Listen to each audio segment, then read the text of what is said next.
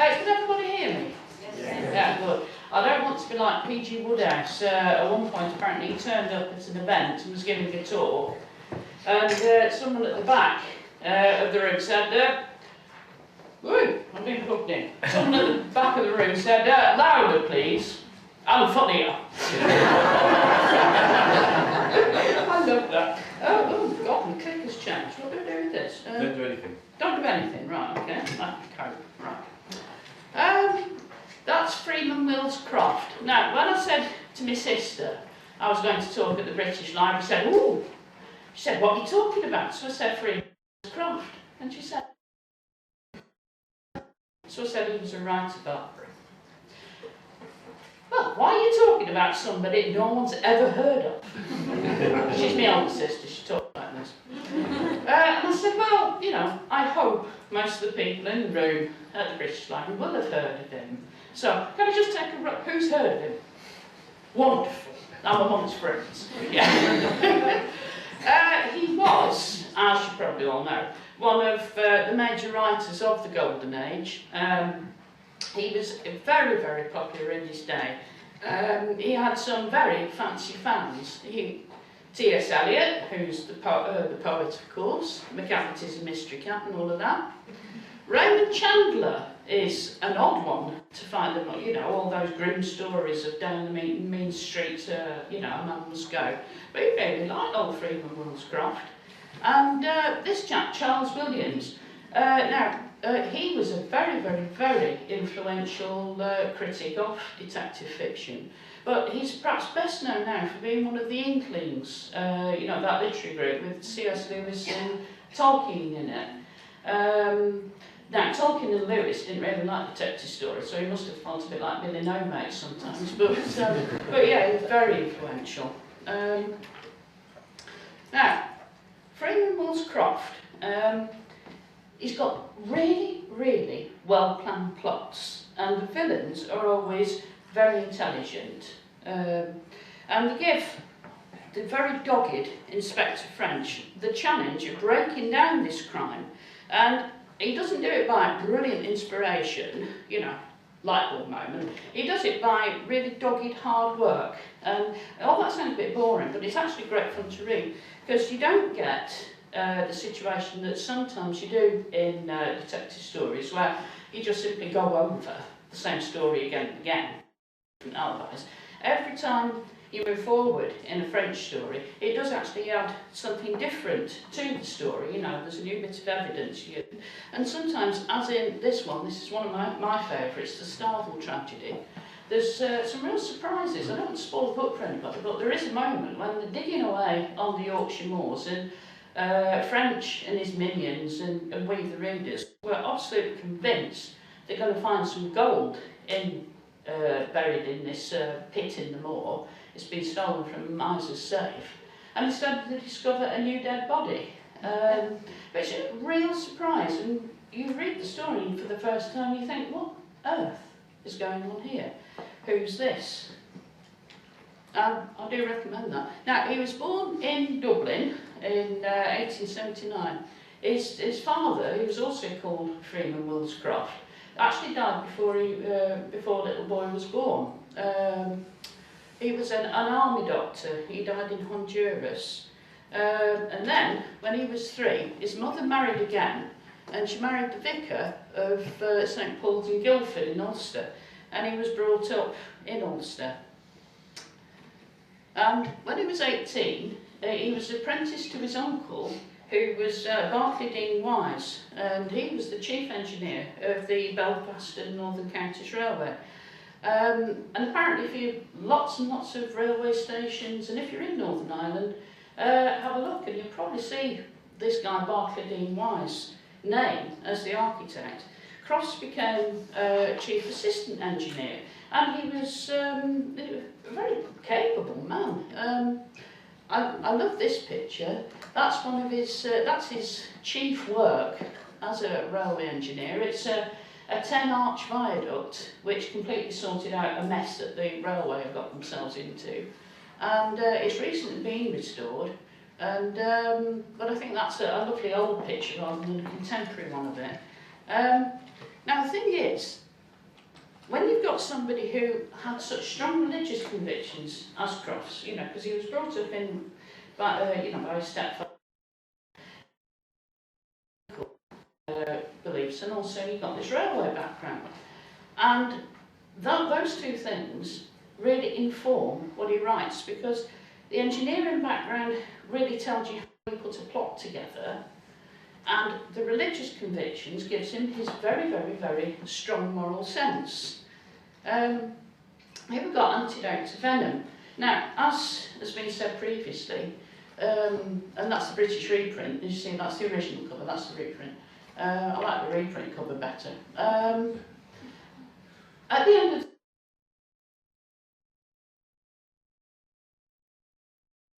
of writing as Francis Elays, which is and giving us more like a psychological insight into what constitutes a murderer, how you go on and become a murderer.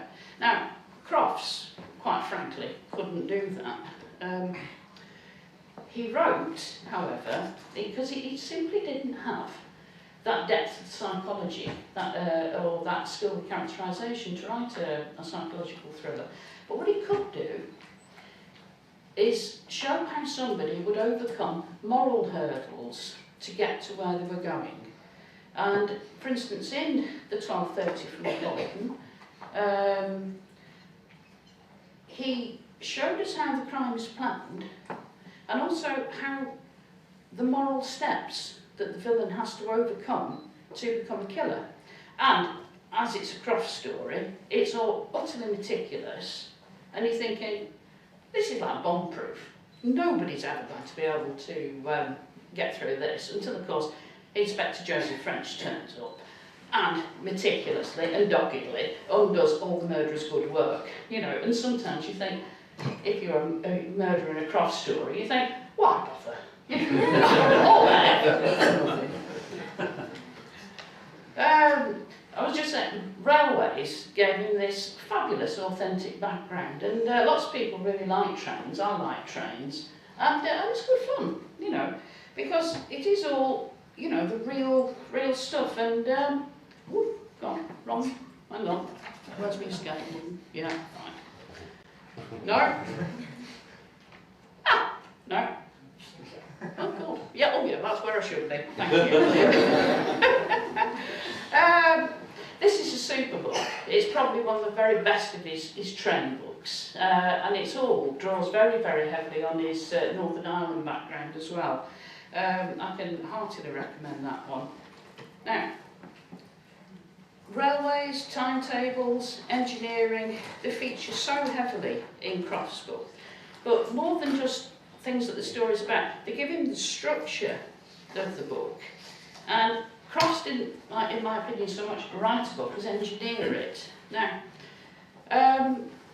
when you go to writers' conferences, people often ask you, you know, what comes first, plot to character? And you're meant to sort of agonise about this. Well, if Crofts was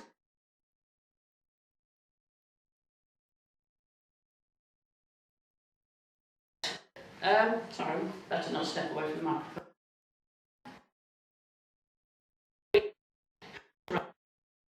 Quite frankly, if there's any writers in the audience, which I know there are, I think you might want to curl up and cry at this point, because the idea of approaching a book in this way.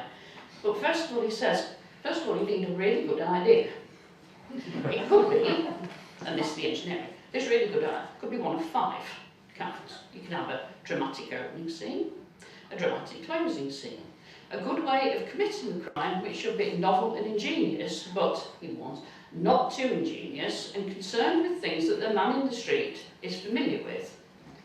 It could be a book about some definite crime, such as smuggling, gun running, arson or fraud in high finance. That was one of his absolute favourites, wicked financiers. Or you could set the action in a definite setting. It could concern mining, golf or fishing, or a definite place. And I love this, his 3, you know, off the top of his head, definite places. An office, an opium den, or Canterbury Cathedral.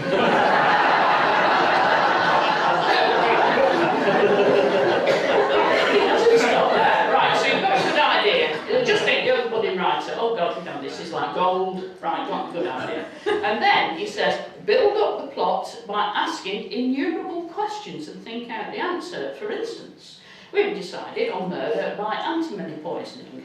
Well, where does the murderer get the antimony? How does he administer it? What is his motive? Suppose the motive is greed. The murderer gains by inheritance. What was the relationship between the two men? Apparently women don't go around poisoning people. Why had the deceased left the money to the other? And so on, and so on, and so on. Anyway, so I skipped forward, and then I got to the sentence where, as we continue propounding and answering questions, we shall have the happiness of finding a story grow out of nothing. I love the idea that that's nothing. I mean, I'm sort of crying gently here. Oh my God. And then you make a rough synopsis together with sketch maps and a chronology of the main event. And then you reconsider the whole thing from the viewpoint of the person telling the story, working out when the police are sent for and what inquiries they make. And then you make another synopsis, giving the movements of the detective, which will probably need more sketch maps. Obviously, this map wants blueprints, you know. And this, seriously, this is the last sentence, it's just tossed into it, and then write the book. Love it. His first book was The Cask. It was...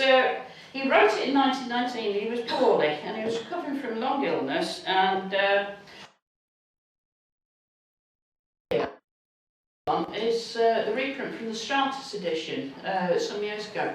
And it makes it look all very glamorous, and it's not particularly glamorous. Well, I think the original cover, normally I like the original covers, but I do think it's a bit dull, you know. It's called The Cask, so we're going to give you a picture of a cask, okay. When it was published, though, even in that rather dull cover, it got rather more attention than you know whose Mysterious Affair at Styles, even though it's published in the same year. And over the years, that's me, cask again, it went on to, over the next 20 years, it sold more than 100,000 copies, which is far more than most detective novelists sold. Who's read The Cask? Anybody? Oh, good few people. For those of you who haven't, those of you who have can just stop listening for a minute. But the setup is fantastic. There's a cask being unloaded from a cargo ship, not a nice glamorous ship like that, but an ordinary France to London cargo ship. And it's a very heavy cask, unusually so, and it slips in the road, crashes down onto the deck, splits open, the staves split open, and the sword is scattered everywhere, but also lots and lots of gold sovereigns, and then this woman's arm is seen. And then, you were talking about impossible crimes, Tony. I think this is an impossible, not crime so much, but situation. This cask, which has obviously got bits of dead people inside of it, mysteriously vanishes, you know, it's just collected by...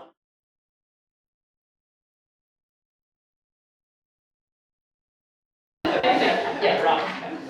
You can't keep tabs on it, would you? But anyway, everybody is allowed, particularly the first novel, a few useful coincidences. So the cask sets off on his journey, and the very, very, very dogged Inspector Burnley he is, doggedly chases it all around London and then back to France again, etc., etc. And Inspector Burnley is typical of a Crofts detective. He's very determined, and he's utterly relentless in checking and cracking alibis. And I'll say the interesting thing is, actually, this is perfectly readable. You know, I always come back to that because it sounds dull. It's not. It's good. And as I say, a lot of the action of the cast takes place in France, and that's one thing I do like about Crofts.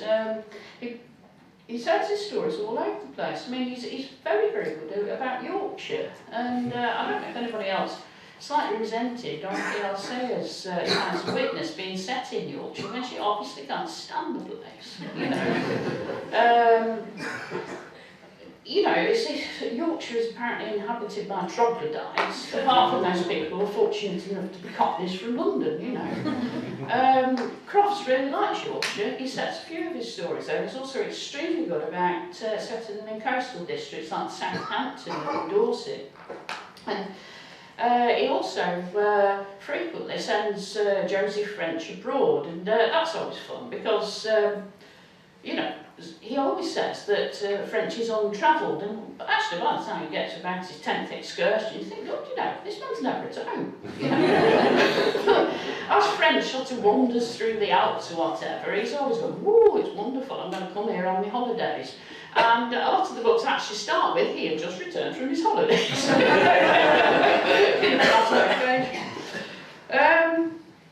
He retired from railways in 1929. He eventually, I mean, poor man, he some 30 years later he died of cancer, but I think he was a bit dogged by ill health all his life.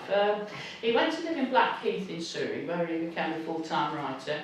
He was a very enthusiastic founder member of the Detection Club, and he did all sorts of things. He, for instance, was a very, very keen, good musician. He played the organ in the parish church, but he has suffered by being tagged with the label humdrum. This is a book by Curtis Evans, and it's got a, I think, diet title, you know. For ages I avoided buying it because it just looks dull. I mean, Terry Pratchett in Lords and Ladies, he has Queen Margaret refer to the word humdrum. He said it's the turbine of tedium. Humdrum, humdrum. You know, and to call anybody humdrum, you think, yeah, okay, next. Yeah. Let me tell them when I can wake up, you know. To be fair, though, to Curtis Evans and to anybody else who calls Crofts a humdrum writer, Crofts actually used the word about himself. You know, and you think, you know, work with me here, will you? Why call himself humdrum? Because what he actually meant is that his character, Josie French, was an everyman character. He was an everyday sort of character. He wasn't some wild eccentric. And now, when we think of eccentric detectives, we probably think of, although I'd rather think of,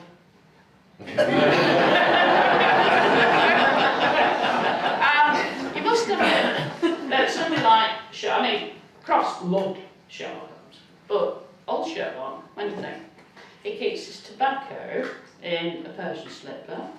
He transfixes his unanswered correspondence to the centre of his mantelpiece with a jackknife. And Dr. Watson must have had to duck because he ornaments the opposite wall in bullet marks in the shape of patriotic VR. You wouldn't think this is an essentially normal person. However, compared to everybody else who was on offer, Holmes was a paragon of normality. Here are some other detectives. Now, I don't know if anybody's actually read this, but I can't recommend heartily enough a wonderful book. It's a survey of what we now call young adult and pulp fiction. It's by the writer E.S. Turner, who used to write for Punch, and it's called Boys Will Be Boys. And there's a wonderful chapter about detectives in it. And he says, I'm going to quote this in full because I love it. There were the demon detective, the Jew detective, New York Nell, the girl boy detective, Fritz, the band boy detective, Old Stonewall, the shadower, and Old Electricity, the lightning detective. There were no end of female detectives and a whole range of specialist detectives such as the post office detective, the revenue detective, the naval detective, the science detective, the actress detective and the mountaineer detective. And Nelson Lee, who's in there, he had his own Nelson Lee library that ran from 1903 to 1933. He was a schoolmaster detective. There were brother detectives, brother and sister detectives, father and sons detectives, father and daughter detectives, uncle and nephew detectives, husband and wife detectives, and probably man and mother-in-law detectives. There was certainly no scarcity of dog detectives. I may say, though, that I'm very glad to say in the audience, and speaking later is Len Tyler, whose combination of author and literary agent detective is, I think, unknown elsewhere. Yeah. So against this madness, Crofts gives us Josie French. I don't think, even if he wanted to, he could have made Josie French an eccentric detective. I mean, you know, with a sort of very vibrant personality like Sherlock. because I don't think he could have invented him, and he wouldn't have believed in him, even if he could. So he said about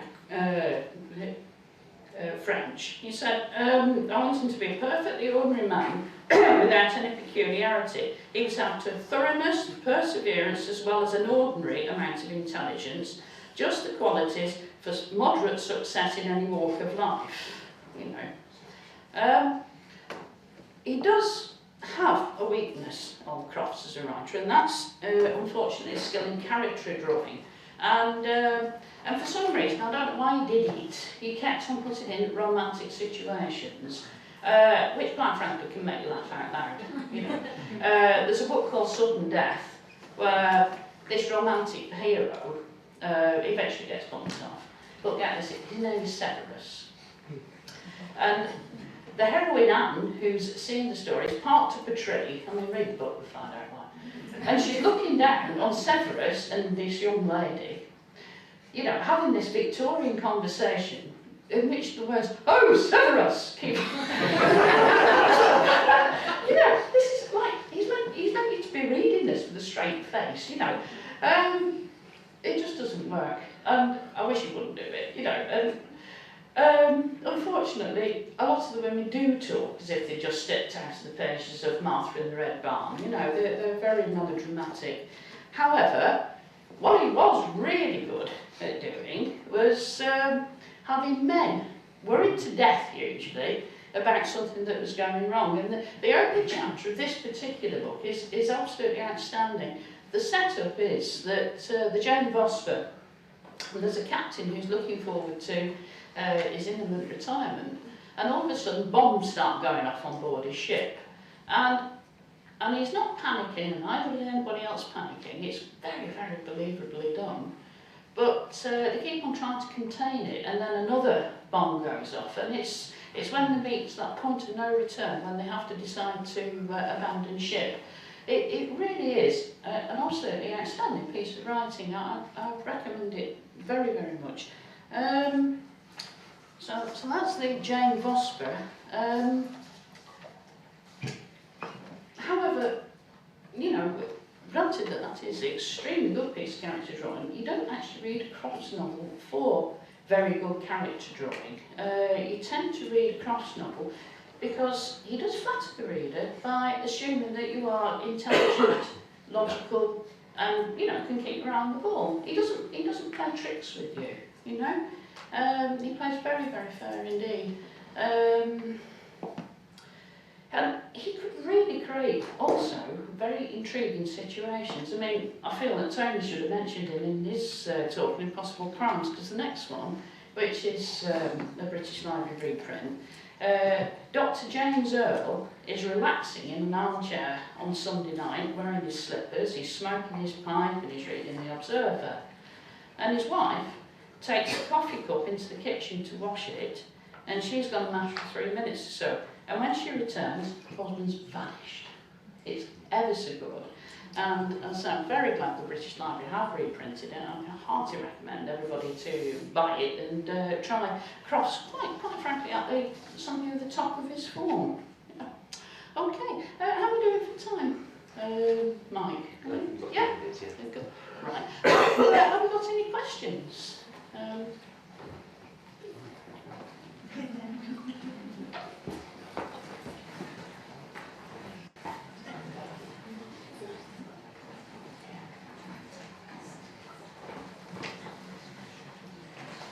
What I really like about the husbands, because I know the end very well, is the fact that he goes on and sees the building of the A3 Guildford bypass and gets all excited about that in the middle of it. And I'm thinking, I'm doing that bit. It's absolutely, we used to live near Guildford. Yes, you're quite right, you know. When you think sort of bits of the A3 are immortalised now in literature. And of course he has French, takes such a keen interest in the engineering of what is to become the A3. And you just think you're in a very, very believable world. You can't imagine people really would have conversations like this. Yeah. And is it his greatest case, really? I was off abroad for the first time across the channel, and it's just so wonderful. Oh, I know, he's slack-jawed in wonder, isn't he? And he keeps on saying things to himself like you know, he'd always distrusted foreigners and things like this, but this man seemed perfectly decent and straightforward. You know, it's real sort of fogging the channel, the continent's isolated attitude. But no, his greatest case, that was his fifth book, that was Crofts' fifth book, and that's where he introduced Joseph French. And although it's called Inspector French's Greatest Case, I mean, it's rather premature the title because it isn't his greatest case. You know, he goes on to crack a lot more, you know, more ingenious murders. But it is, it's a good read though, yeah. Anybody else?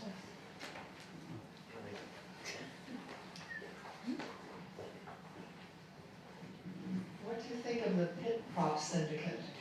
Do you know I love it? It's his second book, The Pit Prop Syndicate.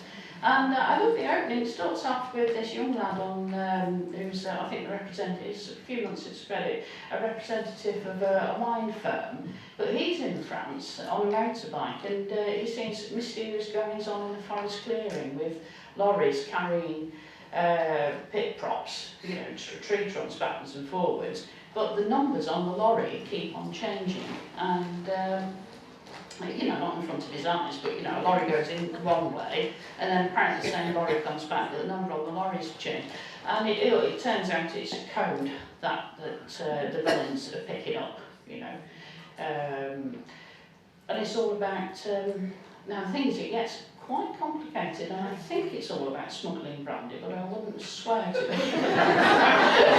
Because we come out with some quite possible solutions, and you think, oh right, you know, got hold of it then. No, hang on, there's loads more book, there must be more to it than that. But no, I thoroughly enjoy the Pit Prop Syndicate, and it's one I have reread, yeah, about 3 or 4 times, I think, actually, yeah. Anybody else? Right, in that case then, I'm very glad to say the next event is... Right.